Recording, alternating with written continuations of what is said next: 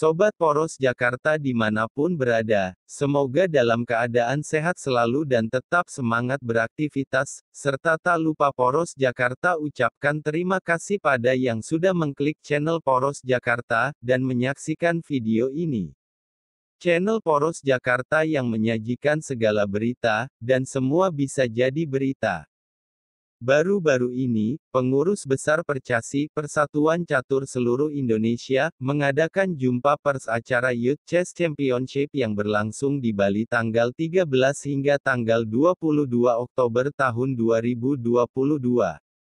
Hal menarik lain dari acara ini, acara jumpa persnya berlangsung di Museum Perumusan Naskah Proklamasi di Jalan Imam Bonjol Nomor 1 Jakarta Pusat, pada Minggu, tanggal 9 Oktober tahun 2022. Ini baru pertama kali PB Percasi menyelenggarakan pertemuan di tempat yang jarang dilirik oleh kalangan manapun untuk dijadikan tempat pertemuan yang representatif. Ini menimbulkan pertanyaan, kenapa memilih tempat ini? Mike Wangge dari Poros Jakarta dan juga wartawan senior olahraga, yang meliput acara jumpa pers tersebut, menelisik ada benang merahnya pemilihan Museum Perumusan Naskah Proklamasi dengan pembangunan Museum Catur Indonesia. Tonton terus video ini, jangan di-skip-skip, biar tahu benang merah Museum Perumusan Naskah Proklamasi dengan pembangunan Museum Catur Indonesia.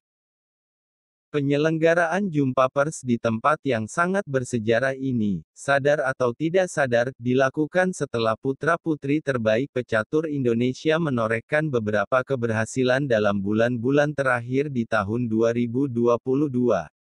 Di antara torehan prestasi yang bersejarah itu adalah pecatur terbaik Indonesia mencatat prestasi besar di Olimpiade Catur di India Agustus tahun 2022 yang lalu.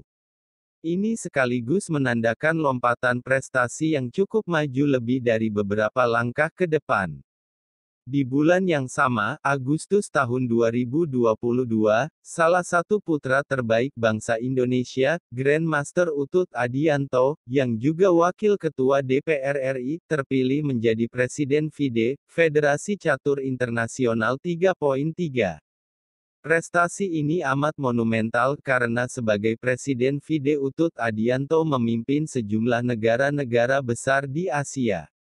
Torehan prestasi besar berikutnya di tahun 2022 ini, Dewan Pembina PB Percasi, Eka Putrawirya, mempersembahkan karya terbaiknya, mendirikan Museum Catur, yang mendapat respon luar biasa dari dunia internasional seperti dari Moskow, Rusia. Museum itu diperkirakan sudah bisa diresmikan pada tahun 2023. Adakah seutas benang merah yang terhubung antara penyelenggaraan jumpa pers di Museum Perumusan Naskah Proklamasi dengan Museum Catur Indonesia? Jawabannya, tentu saja ada. Minimal ada kata museumnya yang sama. Selebihnya, karena museum adalah tempat mengoleksi pernik-pernik sejarah, maka museum itu menjadi penting bagi generasi muda pada abad-abad yang akan datang. Minimal mereka masih bisa melihat torehan prestasi, kehebatan, dan perjuangan dari generasi sebelumnya dalam upaya membangun bangsanya. Sebut misalnya Gedung Museum Perumusan Naskah Proklamasi di Jalan Imam Bonjol. Gedung ini dari luar tampak biasa saja, seperti umumnya gedung-gedung tua lain di Jakarta dengan ornamen arsitektur gaya Eropa abad itu. Masuk ke dalamnya baru bisa merasakan auranya. Rumah tempat perumusan sejarah itu adalah kediaman dari Laksamana Muda Tadashi Maeda, perwira tinggi Angkatan Laut Kekaisaran Jepang di Hindia Belanda yang ditugaskan menjadi kepala kantor penghubung antara Angkatan Laut dengan Angkatan Darat Jepang. Dialah yang memfasilitasi para pendiri bangsa Indonesia, Bung Karno dan Hatta agar dengan aman dari ancaman tentara Belanda untuk menyusun dan merumuskan naskah proklamasi di rumahnya pada tanggal 16–17 Agustus tahun 1945, setelah Soekarno kembali dari Rengas Dengklok tanggal 16 Agustus pukul 22 waktu Indonesia Barat.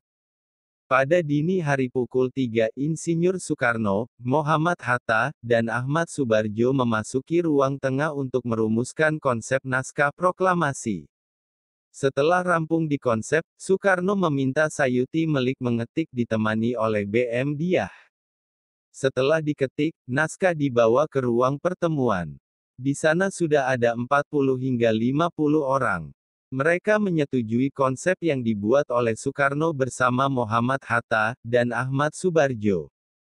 Itulah naskah proklamasi kemerdekaan Indonesia yang dibacakan pada tanggal 17 Agustus tahun 1945.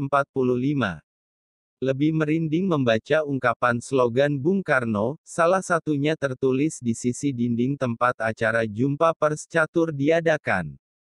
Kata-katanya demikian. Berikan aku 1000 orang tua, niscaya akan kucabut Semeru dari akarnya, berikan aku 10 pemuda, niscaya akan kuguncangkan dunia. Dan benar saja, Bung Karno dengan 10 pemuda dia mampu mengguncangkan Amerika, Eropa Timur, Cina, dan Timur Tengah untuk membuat mata dunia takjub pada pilihan prinsip politiknya bebas aktif bergaul dengan siapa saja. Ungkapan Soekarno bisa diibaratkan seperti tekad Eka Putrawirya dalam memajukan prestasi catur Indonesia dan mengembangkan catur Indonesia. Dirinya yakin, dengan 10 putra-putri terbaik atlet catur, dapat meraih prestasi dan mengharumkan nama Indonesia di kancah internasional. Belum banyak pecatur Indonesia bergelar Grandmaster. Namun, torehan prestasi dan perkembangan catur di Indonesia mampu mengguncangkan dunia catur internasional. Lewat kerja keras dan tangan dinginnya, Eka Putrawirya bukan hanya memotivasi raihan prestasi, namun juga mampu mencetak idola catur Indonesia, Utut Adianto, itu pasti. Kemudian lahir idola pecatur wanita Indonesia, Irene Sukandar. Di Museum Catur, dipastikan kedudukannya minimal mirip seperti yang termaktub dalam visi dan misi semua museum di Indonesia. Pak Eka Putrawirya, dalam acara peletakan batu pertama Museum Catur Indonesia, pada tanggal 1 Oktober tahun 2022 menyatakan ingin mempersembahkan Museum Catur Indonesia untuk negeri tercintanya, Indonesia. Apa kekuatan di balik adanya Museum Catur ini? Sebagai jurnalis olahraga senior, Mike Wangge melihat ada 3 pilar kekuatan PB Percasi. Ketiganya ingin mewujudkan catur menjadi sarana membangun prestasi menuju dunia, dan hal berikutnya ingin membangun generasi bangsa yang berkarakter lewat catur. Ketiganya adalah 1. PB Percasi sebagai wadah dan sekaligus kekuatan menyatukan seluruh energi positif dari berbagai kekuatan bangsa yang ada. 2. Ada kekuatan baru yang muncul lewat ketajaman analisis pikiran.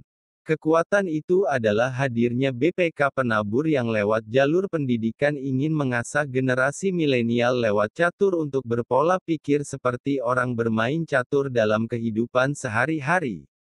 Bersama BPK Penabur, juga ada Java Chess Festival yang hampir 25 tahun terus menggedor prestasi lewat berbagai kejuaraan, chess kit lewat sekolah-sekolah, dan lewat klub caturnya. 3. Pilar ketiga adalah Sekolah Catur Utut Adianto. Lewat Sekolah Catur Utut Adianto generasi muda ditempa menjadi bintang-bintang catur dunia.